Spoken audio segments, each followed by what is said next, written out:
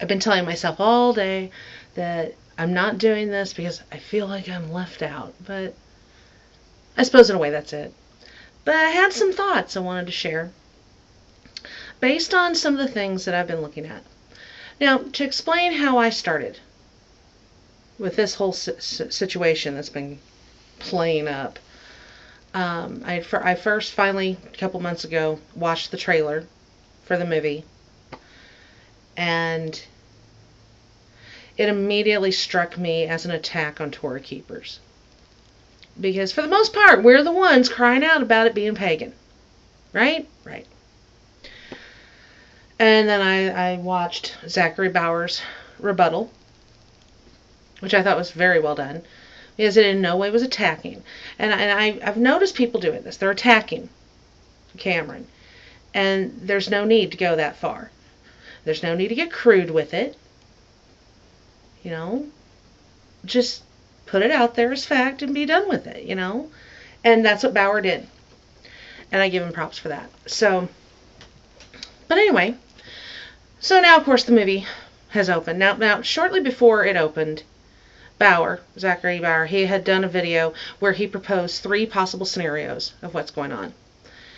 And when I watched his video about what has come about now that the movie has opened, the reviews that are not so hot, and all this stuff, I'm like, yeah, okay, this Mother Night idea that perhaps Kirk Cameron actually has come to Torah and is using this as a springboard to jumpstart a dialogue.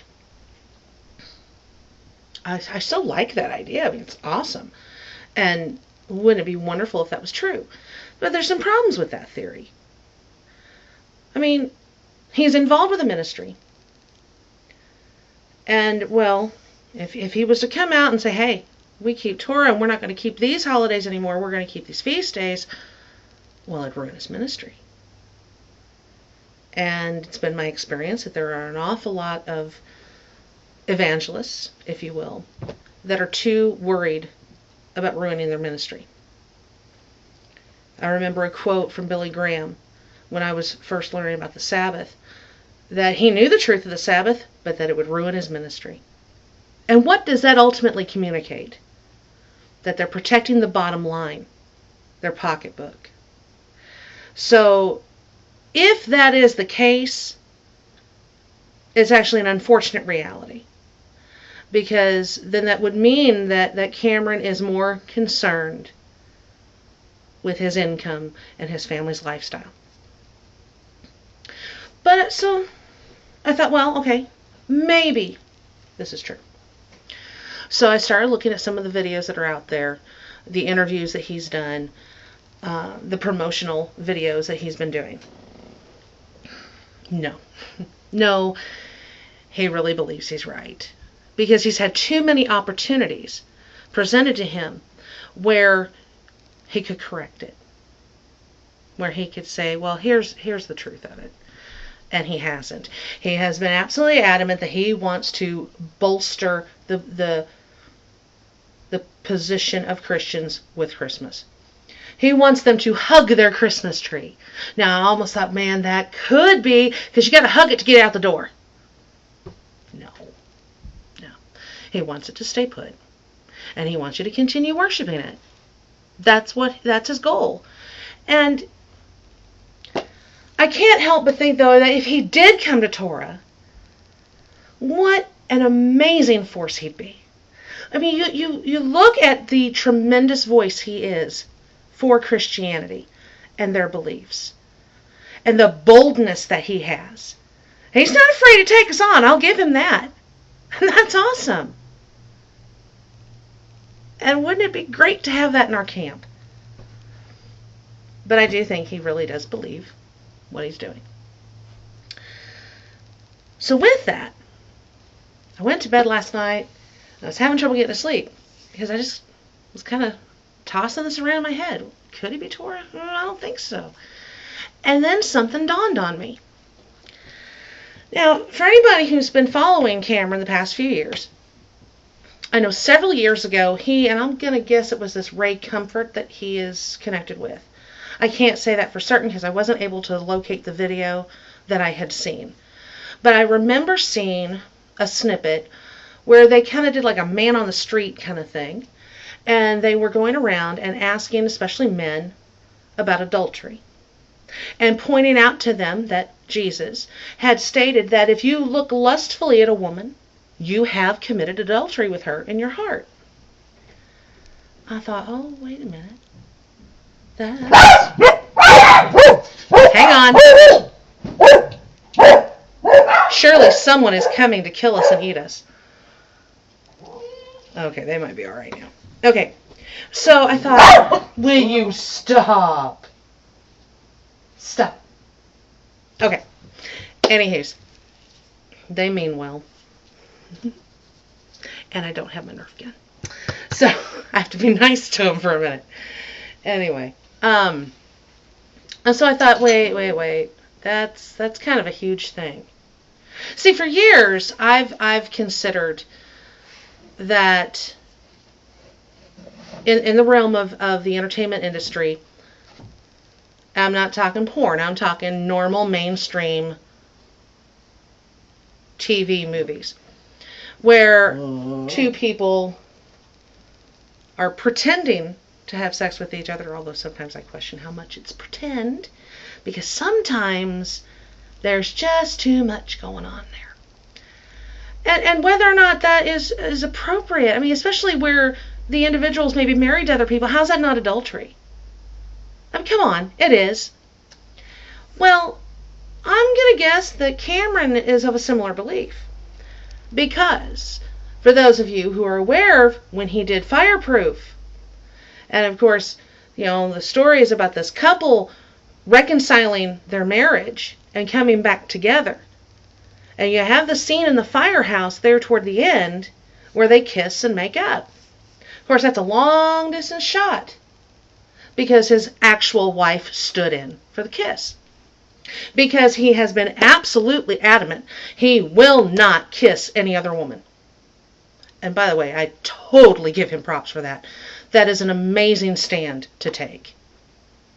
That, I mean, flies in the face of conventional social wisdom. That it's okay, it doesn't mean anything. Apparently it means something to him. And then I got thinking, does he not realize he's committing adultery? Not against his wife, but against his father. I mean, that's the whole thing with the dispersion and you know, the 10 tribes that have been dispersed into the world. Because they were playing the harlot and committing adultery. Because they followed after other gods. They tried to adopt the practices of these pagan worshippers to use, the golden calf.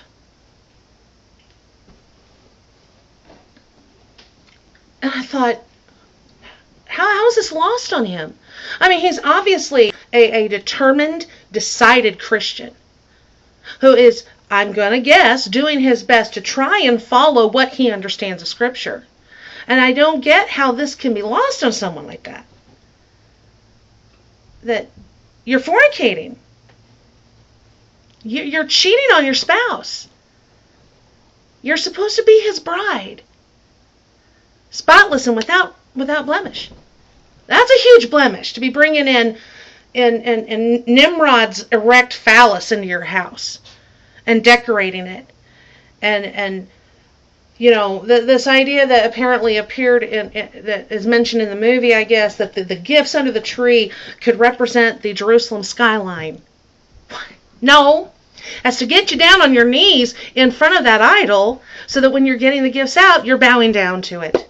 That's why they're down there. That's how that... And probably even when it first started, nobody really realized that's what was going on. This stuff is so sneaky. I don't know. There's got to be a better word than sneaky. But it is. It's that tricky that it looks so innocent. And there's so much more to it that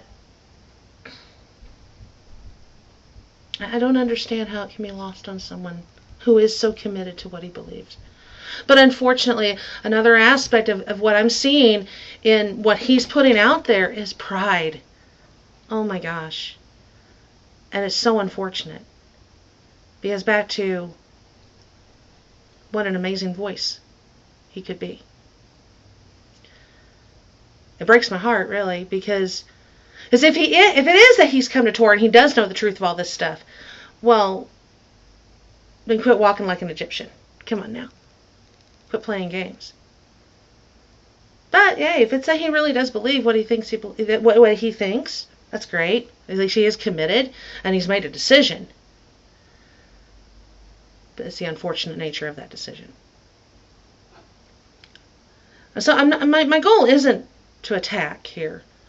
It's just to put out the reality that at this point, no, I hadn't run across anyone else having brought up, that here he is so decided about, he's not even going to kiss another woman, even for the sake of some movie. But he's spitting in his father's face. His husband's face. That's so sad. He did an interview with Piers Morgan, and I'm not sure how long ago it was. And there's a portion of that interview where they're discussing homosexuality. And he mentions, and I quote, that he treasures the God who loves him. Well, Mr. Cameron, this is a strange way to treasure this God that loves you, who said, don't worship me this way. Don't bring these pagan practices into your camp. I can so appreciate the commitment behind what he's doing. I really can. How beautiful it would be if it was for the real truth. You know, the video that Bauer did since the movie has been released, you know, he mentioned that I guess it was his wife had found something about how Christmas just keeps needing to be saved. Maybe there's a reason. Maybe we should just let it die. There's an idea. I mean, if it was something that lined up with Scripture, that'd be different.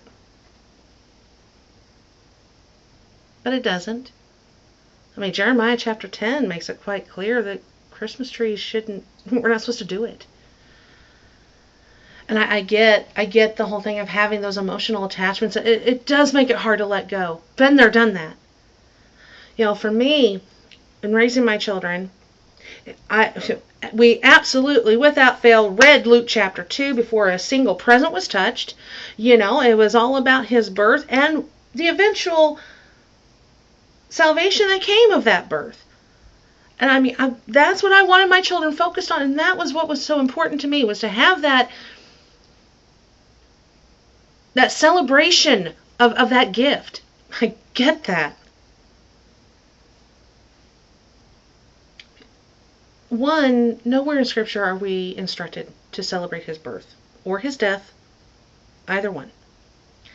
But if you do want to celebrate his birth, he was born at Sukkot. And the math is right there in the Scripture to show you that's when he was born. So if you're so set on celebrating his birth, that's the time to do it. I've run into so many Christians who understand and agree he was not born in winter. They usually tack onto that, but we don't know when. Well, yes, we do. The clues are there. Jim Staley's Truth or Tradition spells it out.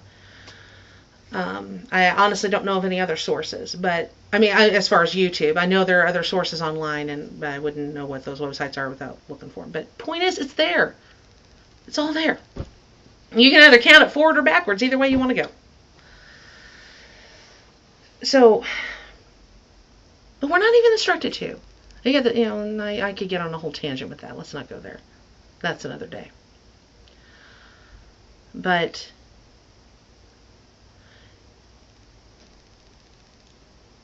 if, Mr. Cameron, you should happen to see this video, I would simply encourage you to not pick and choose your sources of information, but to diligently seek the truth and ask for the Father to show you His truth. Don't take my word for it. Don't take Zachary Bauer's word for it. Don't take Jim Staley's word for it. Don't take anybody. Don't take your historian friends' words for it either, though. Seek Him. And if we seek, we will find. And I can tell you from my own personal experience, it's not necessarily pretty what you find, but it's true. And for me, it's so amazingly humbling that He chose me and showed me these things. I'm just like, really? Well, why am I so special, you know? But I can so imagine why He'd want you. Treasure this God that loves you and His truth.